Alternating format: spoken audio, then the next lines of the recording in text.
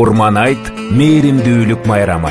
Алла Таала Каусар сүрөсүнүн 2 аятында Раббиң үчүн намаз оку жана курмандык чал деп буйрат. Пайгамбарыбыз саллаллаху алейхи вассалам хадистеринин биринде эгерде ким 4 түлүгү түгөл болуп туруп курмандык чалбаса, мечитибизге жакындабасын деген насаатында курмандык чалуунун канчалык маанилүү экендигин аңдап билүүгө болот. Курмандык кылууга ылайыктуу жандыктар: кой эчкинин жашы 1 жашта болуусу зарыл. Уй бука 2 жашаан, төө 5 жашта болуусу керек.